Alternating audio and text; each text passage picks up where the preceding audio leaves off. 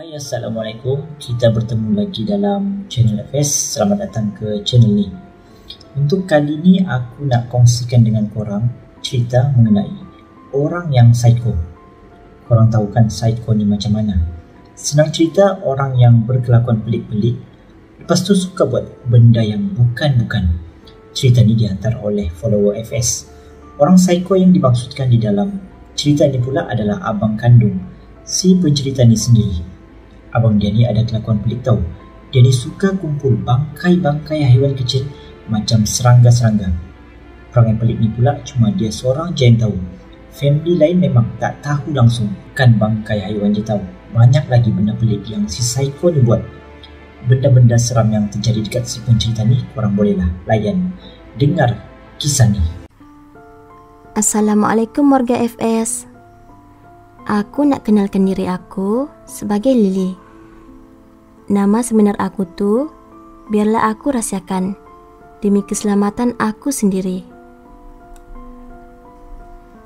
Aku ada seorang abang yang beza 2 tahun dari aku. Biarlah dia dikenali sebagai Alan. Jujur aku katakan, bila aku membesar bersama Alan di dalam satu rumah yang sama, banyak benda terjadi kepada aku.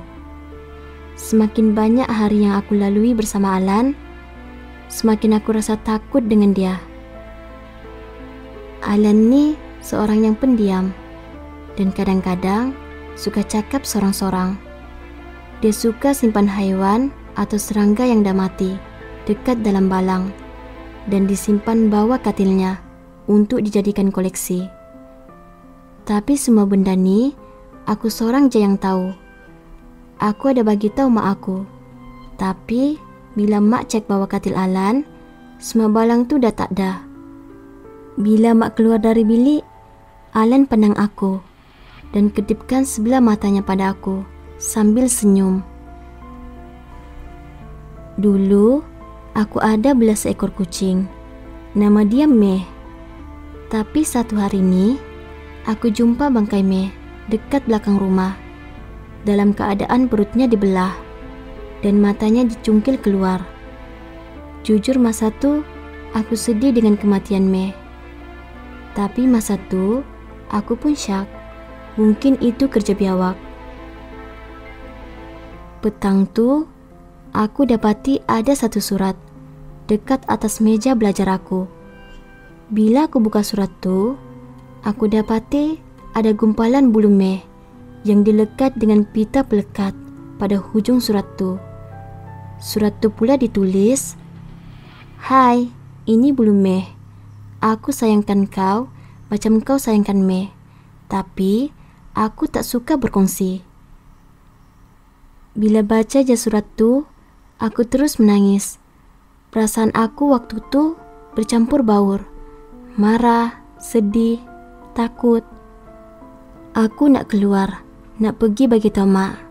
Dan tiba-tiba, si Alan ni dah terpacak depan pintu bilik aku sambil tersenyum. "Kau bagi tahu mak, aku tak teragak-agak untuk buat kau macam Meh." Itu jayat Alan yang aku tak boleh lupa sampai sekarang. Ada satu hari tu, masa tu Alan pergi sekolah sebab ada latihan bola. Aku saja masuk bilik Alan sebab aku nak tengok kat mana dia simpan balang-balang haiwan mati tu. Tapi benda lain yang aku jumpa gambar-gambar aku. Semuanya diambil masa aku tidur. Aku jadi terkejut. Malam tu aku tidur tak lena.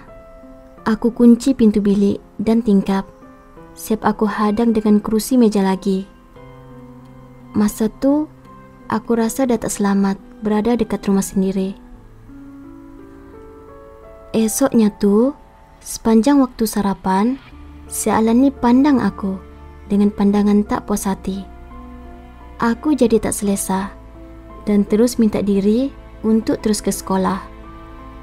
Aku memang rasa nak keluar dari rumah aku. Tapi kalau aku keluar dari rumah, aku nak tinggal dekat mana? Mak dan ayah, aku terasa diorang selamat selagi Alan ada dalam rumah tu. Aku masih ingat bila si Alan ni dapat tahu aku ada suka dekat seorang budak lelaki dari kelas aku. Alan naik hantu gila. Dia pergi jumpa budak lelaki tu tanpa pengetahuan aku. Habis budak lelaki tu kena marah dengan Alan. Esoknya, budak lelaki tu bagi tahu kat aku dan aku terkejut gila. Aku tak tahulah apa masalah abang aku tu. Balik je rumah, aku terus jumpa Alan dan tanya dia, kenapa dia buat macam tu? Selama badak dia jawab aku, dia tak layak untuk kau. Pernah sekali tu, Alan hunus pisau dekat aku bila aku dan dia bergaduh sebab dia koyakkan buku maths aku.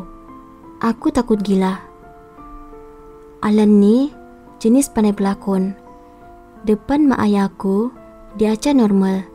Tapi, bila mak ayah tak ada depan mata, dia mula tunjuk psycho. Dia curi luar dalam aku, dia tumbuk dinding tak berhenti. Sampai aku tegur dia, barulah dia berhenti. Itu pun sambil tersengih. Kadang, dia akan lompat-lompat sampai rumah bergegar, bercakap sorang-sorang, siap gelak-gelak lagi. Masalahnya, bila dia bercakap tu, dia tanya dan dia sendiri yang jawab. Bila mak ayah tak ada kat rumah, memang aku akan kunci pintu bilik aku. Even kalau masa tu ada cerita best kat TV.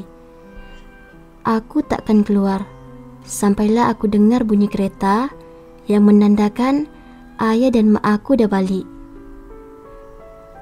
Bukan tu je, Alan ni memang pandai dari segi pelajaran dan juga sukan. Cikgu selalu puji dia. Macam yang aku cakap tadi, dia memang pandai berlakon. Dekat sekolah, dia dapat banyak perhatian, ramai peminat, sampai ada yang kata dekat aku, beruntungnya aku jadi adik Alan. Tapi diorang tak tahu, semuanya tu palsu belaka. Ada sekali tu, aku tengah baca Quran dekat dalam bilik. Lepas tu, tiba-tiba aku dengar ada benda jatuh dari luar bilik aku. Aku pun buka pintu untuk tengok apa yang jadi. Alan dah terpacak depan pintu bilik aku dan dia cakap, suara dah sedap, tajwid dah mantap, tapi boleh tak perlahankan sikit? Kawan aku rasa sakit bila dengar kau baca Quran. Aku memang meremang gila masa tu.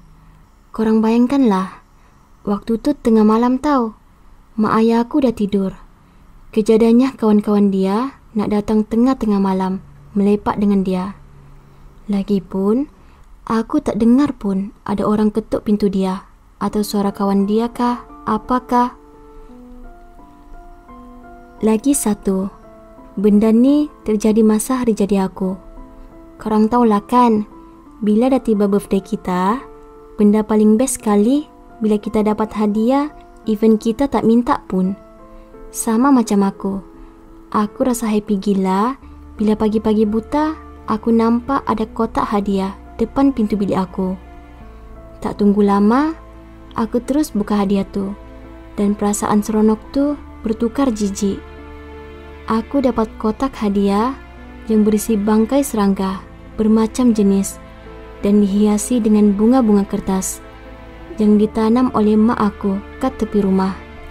Dalam kotak tu pun ada satu surat yang tertulis, "Selamat hari jadi."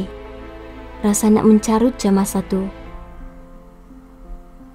Sekarang Alan dah sambung universiti dan sepanjang dia tak ada dekat sini, aku dah cerita semua yang aku dah bagi tahu pada mak aku.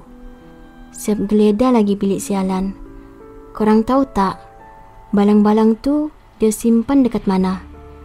Dia simpan dalam almari dan ditutup dengan baju-baju dia yang dia tak reti-reti nak lipat tu. Gambar-gambar aku pula, aku tak jumpa. Aku syak dia bawa benda tu pergi universiti sekali. Mak ayah aku mula-mula tak percaya. Tapi, bila aku tunjuk bukti, barulah diorang percaya. Mak dan ayah dah setuju nak bawa Alan pergi jumpa doktor masa dia balik nanti. Aku bukan mereka cerita. Aku tulis benda ni berdasarkan pengalaman aku sendiri. Aku cuma harap agar korang semua hati-hati, sebab orang psiko ni ada di sekeliling kita, tanpa kita sedar pun. Okeylah, sekian cerita dari aku. Terima kasih korang, sebab dengar cerita ni sampai habis.